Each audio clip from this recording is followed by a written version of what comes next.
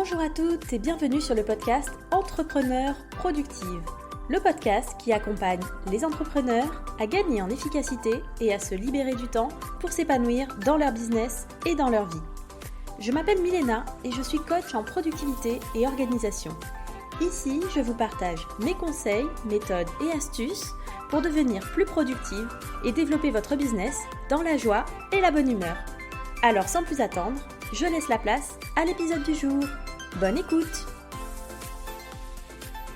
Bonjour à toutes et bienvenue sur ce nouvel épisode du podcast Entrepreneurs Productives. Aujourd'hui, je suis super contente de vous retrouver parce que je vais vous partager une interview que j'ai trouvée très intéressante avec Amba. Donc Amba, elle est thérapeute holistique spécialisée en énergétique, en yoga thérapie et en astrologie. Donc des sujets que je ne maîtrise absolument pas. Et surtout, aujourd'hui, elle vient pour nous parler de comment s'organiser, comment organiser son business en fonction de son cycle menstruel. Et c'est vraiment un sujet que j'avais envie d'aborder sur le podcast parce que je trouve qu'on n'en parle pas souvent, alors que en tant que femme, c'est quelque chose qui nous impacte énormément au niveau de notre productivité, au niveau de notre énergie. Et donc du coup, sachant que je ne suis pas du tout experte sur le sujet, c'est Amba aujourd'hui qui nous explique tout ça et qui nous donne énormément de conseils pour justement adapter notre activité, nos tâches en fonction de notre cycle et de l'énergie et des différentes phases de ce cycle. Donc sans plus attendre, je vous laisse avec notre échange avec Amba. Bonjour tout le monde et bienvenue Amba sur le podcast Entrepreneurs Productives. Je suis super contente de te retrouver, de t'avoir parmi nous aujourd'hui. Merci beaucoup de m'accueillir, je suis très contente aussi d'être là. Donc du coup c'est marrant parce que on se connaît, on discute depuis déjà pas mal de temps, on a une activité complètement différente et en même temps je pense qu'il y a plein de choses intéressantes dans ce que tu fais qui peuvent servir les entrepreneurs, les femmes et même les personnes de façon générale en termes d'organisation, de productivité. Mais avant qu'on parle un petit peu de tout ça, est-ce que tu veux bien nous en dire un petit peu plus sur toi, qui tu es, qu'est-ce que tu fais et comment est-ce que tu en es arrivé là? Parce que je trouve que ton parcours est aussi hyper intéressant. Ok, pas de souci. Alors, je m'appelle Amba, je suis yoga thérapeute, énergéticienne, astrologue et j'accompagne toutes les personnes qui désirent se reconnecter à elles-mêmes en reprenant conscience de leur pouvoir personnel, de ce qu'elles peuvent faire, de leurs capacités à travers un cheminement spirituel. Donc je suis sous la coupole d'une thérapeute holistique et je guide notamment les personnes à comprendre leur énergie. C'est en ça que ça peut se retranscrire aussi avec la productivité, donc l'écoute de soi, et aussi les énergies qui gravitent autour de nous et interagissent indéniablement avec nous, comme les énergies des astres, le plus connu la lune, et l'énergie aussi des cycles, des saisons. Donc voilà ce que je fais. Et comment je suis arrivée là, c'est une grande histoire. À la base, j'étais routière, donc rien à voir. Et j'ai toujours été très sensible aux énergies. J'ai eu énormément de temps pour méditer et comprendre le monde au volant de mon camion. Et j'ai, en parallèle de mon métier sur la route, je me suis formée au yoga parce que j'avais besoin de bouger, j'avais besoin de quelque chose qui me mette un peu dans le corps. Du yoga, je suis passée à la yoga thérapie. Après, j'ai compris que je pouvais faire de l'énergétique, donc ce que je faisais naturellement un métier.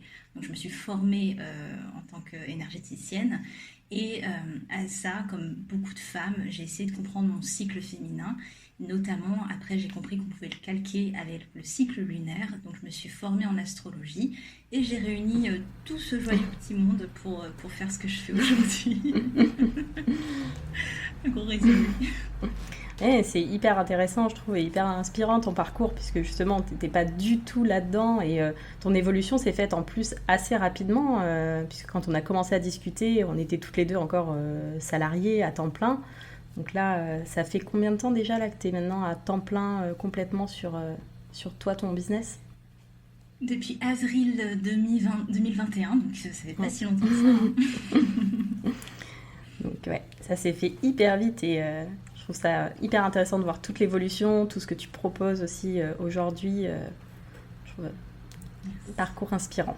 Merci beaucoup. Et du coup, on va parler quand même un petit peu aussi organisation. Toi, en tant qu'entrepreneur, comment est-ce que toi aujourd'hui tu t'organises? Qu'est-ce que tu utilises comme outil? Alors, je vais te faire de la bonne pub, mais j'utilise beaucoup Notion. Et c'est marrant parce qu'on a commencé à en parler toutes les deux et c'est toi qui m'as introduit à cette plateforme-là.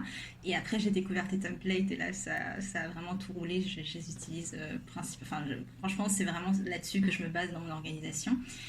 Et aussi, en termes de méthode, j'utilise énormément la méthode Podomoro, des sessions de 50 minutes et des pauses de 10 minutes. Et ce que j'aime aussi, c'est lancer des petits lives. Il y a plein de lives sur YouTube, Study With Me, où il y a des étudiants qui étudient. Je passe mes journées avec eux à étudier à écran interposé. Et voilà, donc méthode principale, tes templates, Podomoro et ces lives Study With Me qui m'aident énormément. J'ai jamais testé ces lives justement de Study With Me. J'utilise beaucoup les musiques d'ambiance.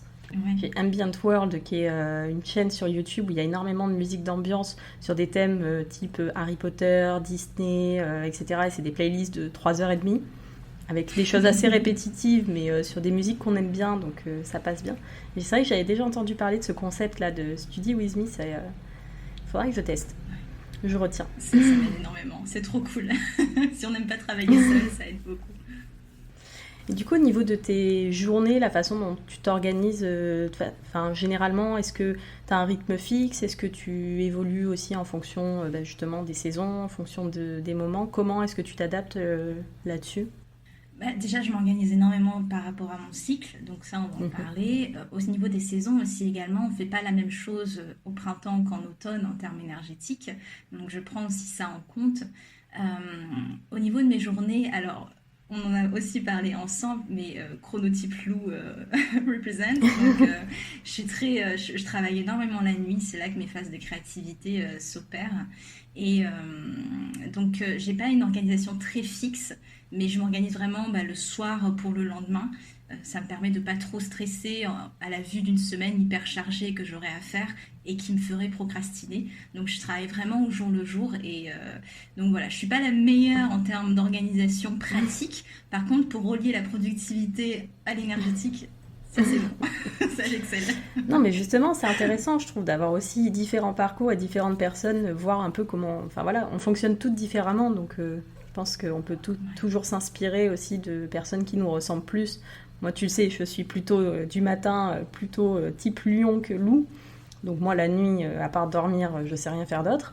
Mais c'est intéressant de savoir que voilà, c'est possible aussi de s'organiser différemment et ça marche tout aussi bien. Grave, on est tous différents. Ça, c'est C'est clair. ça. Et donc aujourd'hui, dans le podcast, tu viens pour nous parler d'un sujet on n'en parle pas beaucoup, je trouve, quand on parle productivité, organisation. Et pourtant, c'est quand même hyper important. C'est comment s'organiser par rapport à notre cycle menstruel. Pour les femmes, pour les entrepreneurs qui nous écoutent. Donc, est-ce que tu peux nous en dire un petit peu plus là-dessus? Ouais. Alors déjà, pourquoi s'organiser à travers le cycle menstruel? Alors déjà, 3 points. Ça permet de se donner un rythme tout simplement. Et ce qui est bien, c'est que le cycle, s'il est bien réglé, il dure à peu près 28 jours, donc à peu près un mois. Donc on peut faire son organisation sur le mois, ce qui est hyper pratique. La deuxième chose, c'est pour être cohérent avec son énergie. C'est-à-dire qu'en fonction des phases qu'on va avoir ensemble, on ne va pas mettre en place les mêmes choses. Et l'énergie est différente en fonction de chaque phase. Et ça va vraiment nous permettre d'être cohérent avec son énergie, de ne pas faire des choses quand on ovule qui font pas trop sens. On va en parler. Et la troisième chose, pourquoi s'organiser par rapport au cycle menstruel, c'est que on va travailler sur l'aspect cyclique de la chose, donc on va faire chaque mois une rotation complète et on va passer par ces différentes phases tous les mois. Donc c'est hyper bénéfique, c'est hyper nécessaire ce système de répétition parce qu'on va trouver son rythme tout simplement, on va s'adapter aussi à sa manière de faire. Donc c'est hyper reposant de se reposer justement sur quelque chose de cyclique. Pour nous humains, on est des êtres cycliques, qu'on le veuille ou non, on n'est pas linéaire, on n'est pas fait pour produire H24, il faut qu'on marche par cycle, donc ça permet de se reconnecter à ça justement. Et du coup, est-ce que tu peux nous dire justement en quoi notre énergie, notre productivité, elle évolue justement à travers ce cycle? On va reprendre phase par phase du coup. Alors, le corps féminin, il a différents processus biologiques forcément qui nous impactent indéniablement, qu'on le veuille ou non, avec plus ou moins d'intensité en fonction de chaque femme. On a la première phase qui correspond à la phase des menstruations Et c'est le corps, il va se préparer à un nouveau cycle féminin et on va évacuer à ce moment-là la muqueuse utérine. Donc c'est une période qui est sujette au repos, qu'on le veuille ou non. C'est vraiment une période où il faut se laisser se reposer. Le corps, il a besoin d'énergie pour ce processus d'évacuation interne qui s'opère.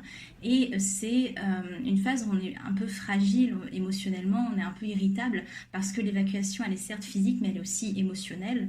Et les énergies, elles sont vraiment, on est vraiment dans un retour à soi dans cette phase menstruelle et les interactions avec l'extérieur, elles peuvent être un petit peu mal vécues. Donc on est dans des énergies où on va se préparer au nouveau cycle, on va être dans une productivité qui est un peu en berne dans cette première phase. Ensuite, on a une deuxième phase, période pré-ovulatoire, donc le cycle féminin, c'est juste avant l'ovulation, et c'est une phase où les hormones sont au taquet, la muqueuse utérine, elle commence à se renouveler, le système hormonal se relance, et ça va nous aider, cette phase-là, à l'épanouissement. Donc on va être dans une phase de dynamisme, dans une phase où on va chercher l'indépendance aussi de notre énergie, on va avoir un regain de manière générale, et l'intellectuel est au top à ce moment-là. On a vraiment une pleine confiance dans ce qu'on fait, dans nos capacités, dans ce qu'on peut mettre en place. Donc c'est une phase où la productivité est au top. Donc on peut vraiment y aller à ce moment-là du cycle. C'est le moment vraiment de chasser les doutes, c'est le moment de chasser les mauvaises excuses et d'être dans la volonté de faire les choses parce qu'on a vraiment cette énergie-là qui est disponible. La troisième phase, on est sur une phase qui correspond à l'ovulation, donc le taux d'hormones il va atteindre le pic au niveau du cycle féminin et on va chercher à s'affirmer pendant cette phase-là, physiquement ou par nos projets. Et on va être facilement social aussi, parce que quand on est dans une phase ovulatoire, on est dans une phase de rencontre, typiquement très, de manière très préhistorique, on va dire. En ovulation, on recherche le contact, on recherche la reproduction. Donc forcément, on est beaucoup plus social, qu'on le veuille ou non, maintenant retransposé à nos sociétés modernes. Donc facilement social, tourné vers les autres. La productivité est très ouverte, elle est très partagée. Et c'est vraiment le moment pour se laisser porter par la fluidité des choses. On va vraiment accueillir tout le travail qu'on a fait en amont à la phase précédente. Et c'est des périodes qui peuvent aussi être quand même un petit peu instables parce que chargées en émotions, on est dans un pic hormonal quand même. Donc il peut y avoir beaucoup d'interactions et du coup, vu qu'on est poussé à l'interaction, on peut aussi parfois être un peu déstabilisé par les uns et les autres. Donc c'est une phase où il peut y avoir aussi des trop-pleins. Donc attention à ne pas trop se charger non plus. De toute façon, je vais en parler un petit peu de ce qu'on peut faire à chaque phase. Donc voilà, de ne pas hésiter à s'exprimer, à partager sa productivité lors de cette troisième phase d'ovulation. Et la quatrième phase, donc dernière semaine de notre cycle féminin, c'est la période qui va correspondre à la phase prémenstruelle. Donc c'est une phase où la muqueuse utérine, elle va se charger d'éléments pour accueillir un potentiel futur embryon en fait. Et le corps, il va mettre toute son énergie dans cette phase de nutrition et il va être important pour nous de aussi nous nourrir. Donc que ce soit par les choses qui nous font du bien, par peut-être pas forcément du repos, mais en tout cas se régénérer, des choses qui nous régénèrent. C'est un moment d'introspection, c'est un moment de bilan cette phase-là. Et il peut y avoir une dualité par rapport à un mental qui ne veut pas s'arrêter et le corps qui nous oblige à ralentir parce qu'il est dans un système de nutrition interne. Donc c'est une phase qui est très portée sur la réflexion. La productivité, elle est beaucoup plus intériorisée et c'est hyper important d'être dans cette phase d'introspection de toute façon. Donc c'est une heure de bilan, une heure de conclusion et il faut qu'on retrouve sa stabilité, son ancrage personnel avant de passer à une phase de repos qui sera la phase de la première semaine menstruelle. Donc on a ces 4 phases qui s'organisent et qui nous permettent d'être équilibrés dans notre énergie, de respecter notre rythme, tout simplement. Ouais, c'est hyper intéressant. Et du coup, tout ce qui est syndrome prémenstruel, c'est du coup justement dans cette phase un peu en amont où on est censé en faire le bilan et on n'a pas forcément envie de s'arrêter, mais notre corps à un moment donné nous dit stop, quoi. Exactement, mais c'est vraiment ça, c'est pas la plupart, mais une bonne partie des personnes qui souffrent de ce syndrome prémenstruel, c'est qu'elles ont du mal avec les messages du corps qui leur envoient quelque chose qu'elles n'ont pas envie de faire, qui est la phase de repos, la phase d'introspection. On a envie de continuer sur la lancée de la pleine lune, quoi. Donc tout à fait, c'est exactement ça.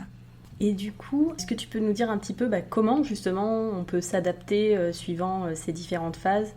Qu'est-ce qu'on peut faire pour les vivre mieux et adapter notre organisation en fonction ?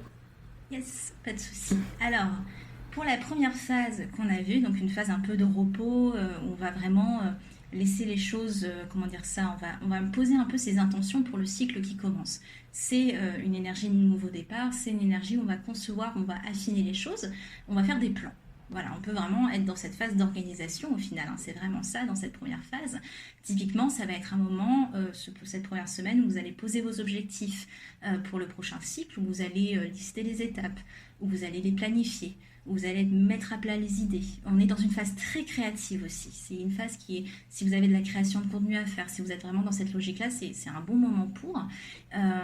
C'est pas un moment où on va être dans l'intellect. D'ailleurs, si vous êtes menstrué, c'est pas un moment où vous arrivez vraiment à faire des choses très intellectuelles, analytiques.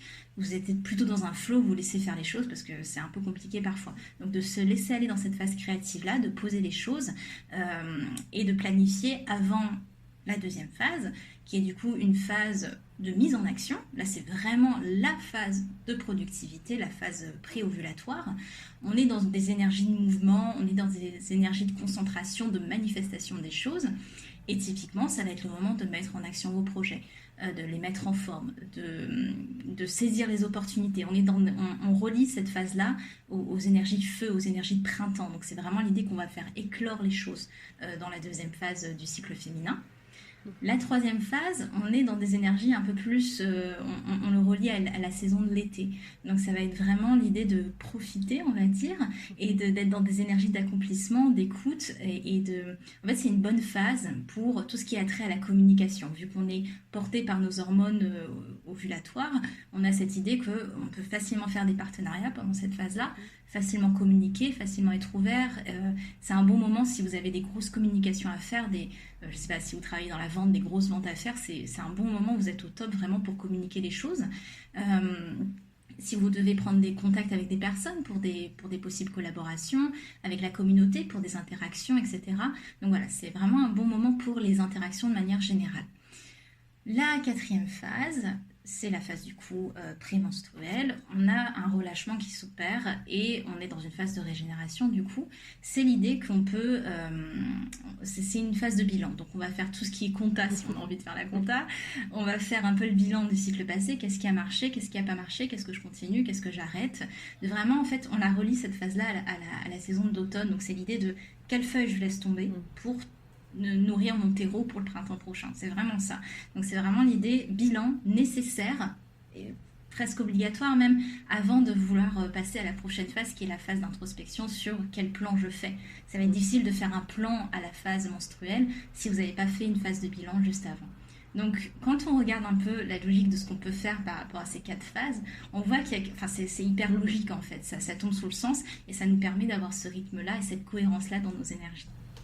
Ouais, c'est vrai que au final, ça suit même si on y réfléchit si on prend côté business, la création d'un produit, il va y avoir toute cette phase de création, de réflexion, de planification, puis la création en elle-même, le lancement en fait au final qui est de la communication, pour ensuite faire le bilan et voir ce qu'on en retient comme leçon, comme conséquence, etc. Et revenir ensuite recommencer sur un autre cycle, quoi.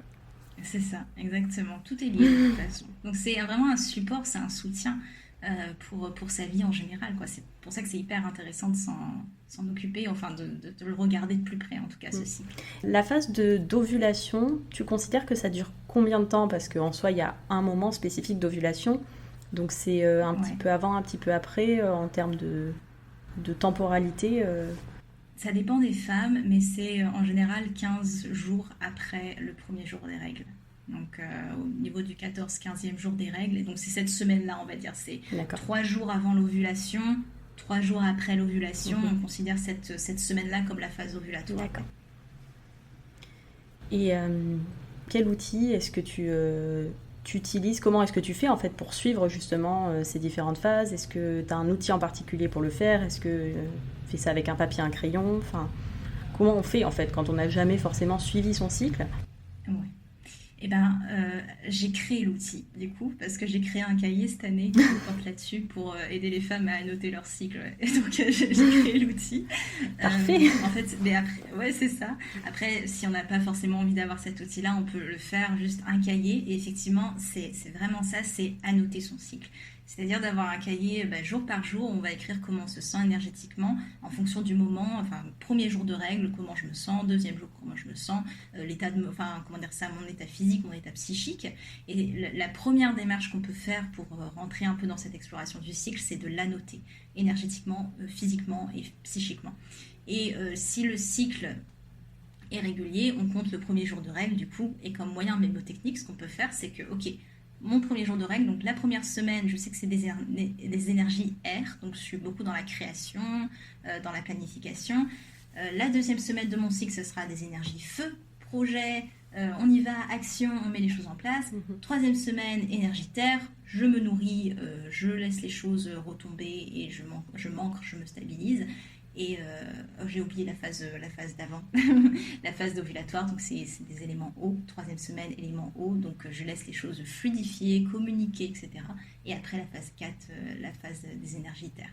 Donc air, feu, eau, terre, pour s'aider dans les semaines. Pratique ça. C'est vrai qu'en plus ça fait un découpage qui est quand même hyper logique, parce que un cycle c'est 4 semaines, sur un cycle régulier, 28 jours, ça tombe nickel. Yes, tout à fait. Donc du coup, pour quelqu'un qui n'a jamais forcément été à l'écoute, tu conseillerais déjà de commencer par suivre en fait, et déjà savoir à peu près où est-ce qu'on en est de son cycle et comment est-ce qu'on se sent. Parce que ça, du coup, c'est vraiment ces énergies-là. Est-ce que c'est valable pour tout le monde ? Est-ce que c'est aussi valable pour les personnes qui n'ont pas forcément de cycle régulier ? Ou les personnes qui sont, par exemple, sous pilule ou sous traitement hormonal ? Ouais, alors ça c'est une très bonne question et on me la pose souvent quand je parle de cycle féminin. En fait, c'est encore plus important même pour les gens qui n'ont pas de cycle régulier, parce que ça va leur permettre, parce qu'ils n'ont pas, justement, ils n'ont pas un cycle bien carré sur lesquels se reposer, donc ils vont plus facilement perpétrer une énergie et ils vont pas être dans cette notion de cycle où à un moment il faut se reposer, à un moment il faut laisser les choses retomber, etc. Donc pour ces personnes-là, ce qui va énormément, et pour les personnes sous pilule, pareil, c'est que c'est tellement régulé qu'elles se perdent dans qu'est-ce qui est de mon émotionnel, qu'est-ce qui est de mon ressenti, ou qu'est-ce qui est artificiel amené par la pilule en fait. Donc c'est pour ça que les femmes qui arrêtent la pilule, il leur faut bien 6 mois pour comprendre à nouveau qu'est-ce qui est d'elles et qu'est-ce qui a été de la pilule en fait. Et pour ces personnes-là, c'est encore plus important. Et ce qui peut être hyper cool, du coup, c'est effectivement d'annoter comme on l'a expliqué juste avant. Et la deuxième chose, pour les gens qui ont des cycles irréguliers, ça va être le cycle lunaire. Parce que le cycle lunaire, c'est une horloge astrale. Hein. Typiquement, il y a une nouvelle lune, une lune croissante, une pleine lune, une lune décroissante. Donc pour les personnes qui ont du mal dans cette notion de cycle, le cycle lunaire est extrêmement semblable au cycle féminin et ça va leur permettre de se calquer sur un cycle qui lui ne bougera pas, il sera toujours le même et ça permet d'avoir un support vraiment au quotidien pour vous aider très rapidement. Phase de menstruation, c'est la phase de nouvelle lune. Phase de préovulatoire, c'est la phase de lune croissante. Phase ovulatoire, c'est la phase de la pleine lune. Et phase prémenstruelle, c'est la phase de la lune décroissante. Donc on peut les deux cycles sont à peu près 28-29 jours chacun. Donc on peut vraiment, si on a un cycle irrégulier, s'aider de la lune qui est toujours là et qui tournera toujours pareil. Et qui, énergétiquement, après, quand on s'intéresse aux énergies, correspond exactement aux phases du cycle féminin. Donc c'est pratique. Effectivement, oui. C'est vrai que il y a vraiment un parallèle entre les deux qui est assez intéressant. Ouais. C'est fou. Enfin, je trouve que naturellement, ça soit calqué exactement sur le même type d'énergie. Ouais. Moi je travaille en astrologie et qu'on soit dans l'astrologie ou non, c'est pas très grave. La lune nous impacte et c'est l'astre que tout le monde connaît le mieux au niveau des marées, au niveau des animaux aussi qui ont beaucoup plus d'activité au niveau de la pleine lune. Donc on peut vraiment, c'est parfait, c'est un outil parfait pour se comprendre et quand on s'intéresse un peu plus aux énergies, on voit que tout est lié.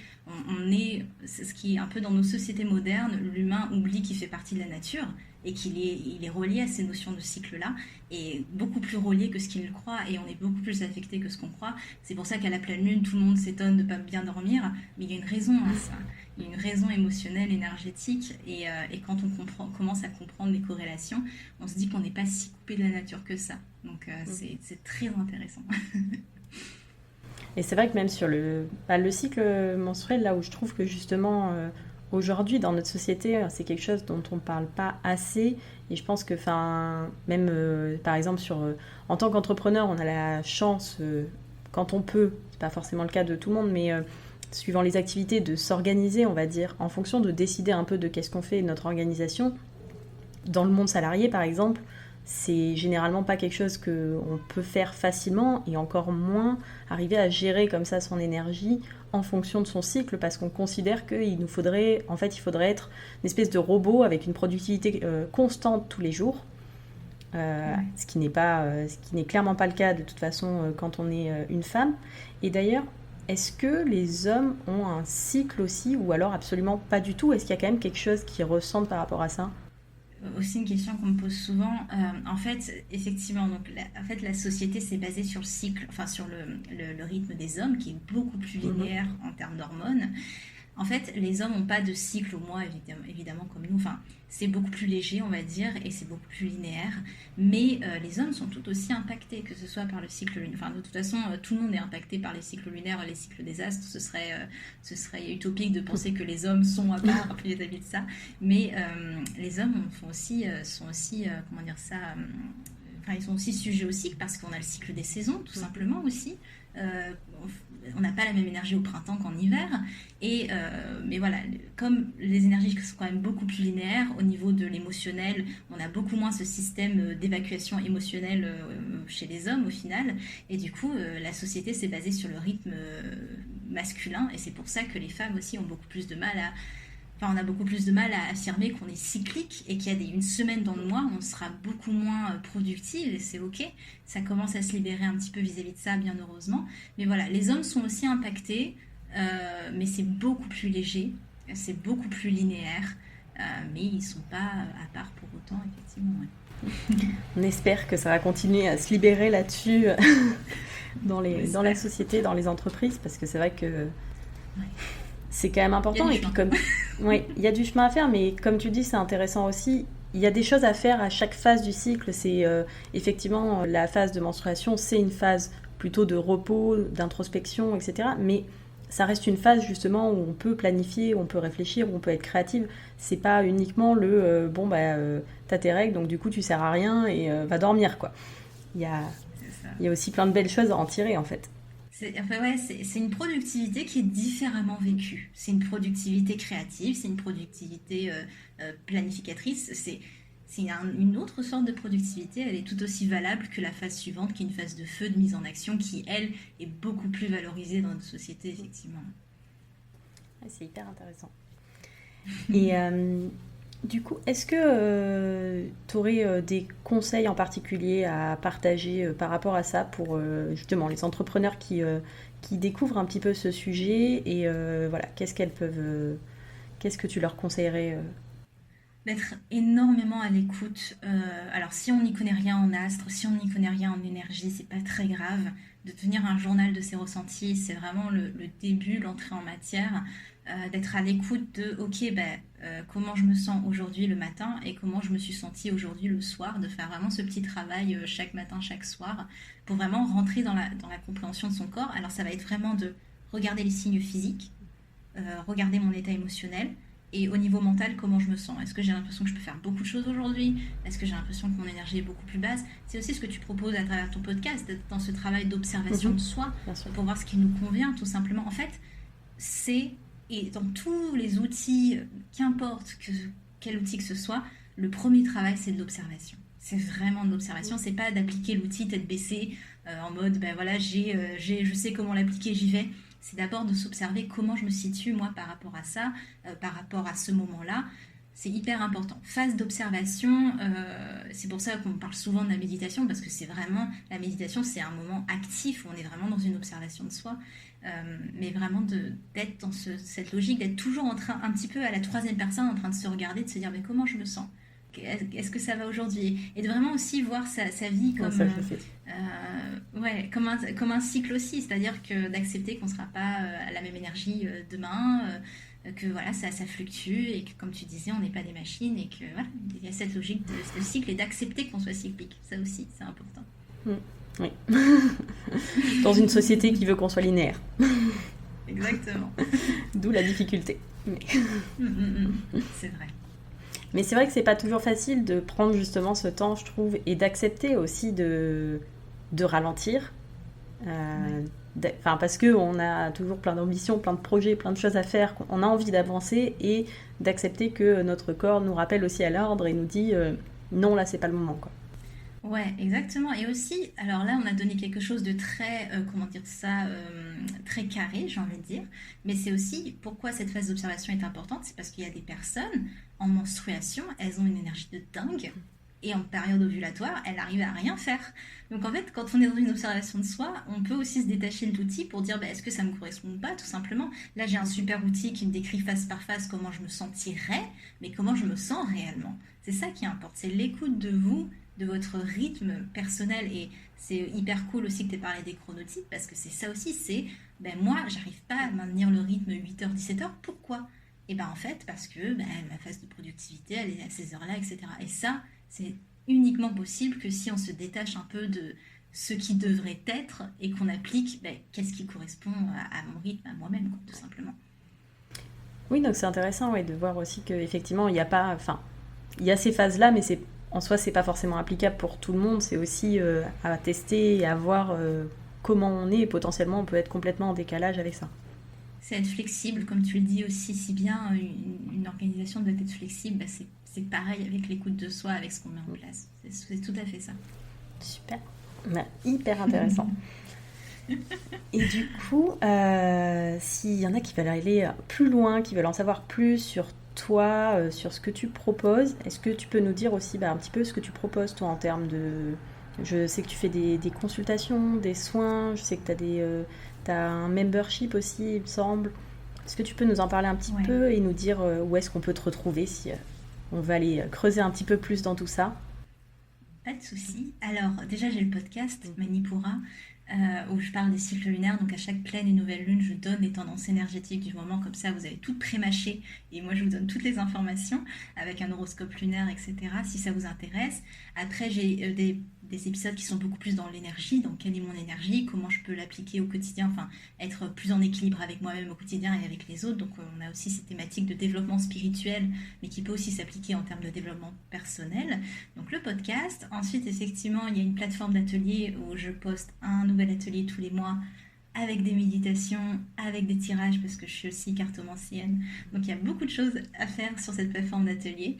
Et toutes ces infos, dans tous les cas, vous pouvez le retrouver sur mon Instagram, amba.manipura, et vous avez tout. Et vous pouvez passer me faire un petit coucou, me dire que vous venez de la part de Milena, et je serai très contente.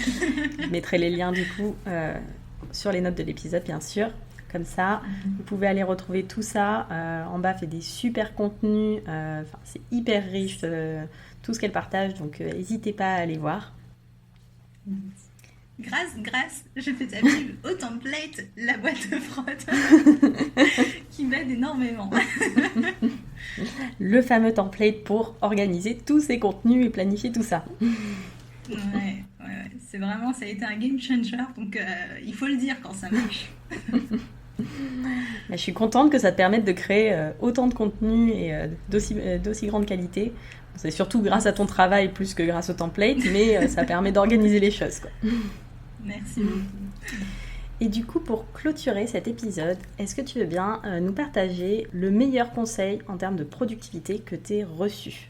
Donc, c'est pas un conseil, une technique, une astuce, mais quelque chose qui, pour toi, que tous les entrepreneurs devraient appliquer. Ouais, alors je sais pas si toutes pourraient l'appliquer, mais en tout cas, pour les personnes qui sont très sujettes à la procrastination, ce qui a été mon cas et ce qui est toujours parfois un peu mon cas, en fait, ce qui m'a vachement aidé, c'est de mettre du scotch sur l'heure, là où j'ai des petites horloges au niveau de mon PC, de mon téléphone. Parce qu'en fait, la procrastination, enfin, en tout cas, dans mon cas, c'était en mode, il est 15h50, je vais commencer à 15h, puis à 15h, je vais commencer à 15h30. Donc il y avait toujours un peu cette logique au niveau du temps, cette temporalité qui me stressait, et au final on procrastine. Donc quand je perds la notion du temps, j'ai juste mon chronomètre pour dire que j'ai travaillé 50 minutes, et c'est tout. Et du coup ça m'aide vachement à me détacher du temps, à me dire, ça m'aide énormément en termes de procrastination pour enlever la procrastination. Donc Si vous avez ce souci de temporalité, mettez du scotch. C'est un peu... C'est une super astuce, ouais, j'y avais jamais pensé, mais effectivement, c'est vrai que ça m'arrive assez régulièrement de me dire, bon, bah, il est 15h50, donc je vais m'y mettre à 16h, quoi. C'est ça. Et aussi parce que du coup, chronotype loup, encore une fois, quand je me réveillais à 10h, toujours, j'ai cette grosse culpabilité de ah, mais il est hyper tard, etc. Alors que quand on regarde pas l'heure, c'est comme s'il serait 10h, il serait 8h, j'en sais absolument rien. Du coup, je peux commencer la journée sans la charge de culpabilité que j'aurais eue si j'avais regardé l'heure. Donc ça aide aussi beaucoup. Hmm. Après, bon, quand on a des rendez-vous, évidemment, il faut l'heure. Mais en tout cas, si vous travaillez seul et que vous avez une semaine où vous n'avez pas de rendez-vous, essayez. Et ça peut valoir le coup, ouais, sur des périodes comme ça, où notamment tu as besoin d'être justement en mode focus, seul dans ton coin à travailler en deep working sur un sujet, de perdre un peu cette notion du temps qui, c'est vrai que met quand même une pression aussi et nous impose un espèce de rythme, alors que fondamentalement, on en revient toujours au même de le mieux c'est de s'écouter, quoi. C'est le credo, c'est vraiment ça. Avec moi, de toute façon, c'est le credo. Écoute, merci beaucoup Amba pour toutes ces informations. C'était hyper intéressant et je pense que ça va pouvoir en aider plein à se reconnecter justement un peu à ce cycle qu'on a tendance à oublier. Et je mettrai du coup tous les liens dans les notes de l'épisode. Donc n'hésitez pas à venir faire un petit coucou à Amba de ma part si l'épisode vous a plu. Et puis merci à toi du coup pour ton temps et pour ton interview. Merci beaucoup de m'avoir accueilli, c'était un plaisir. Merci. Merci, bye bye.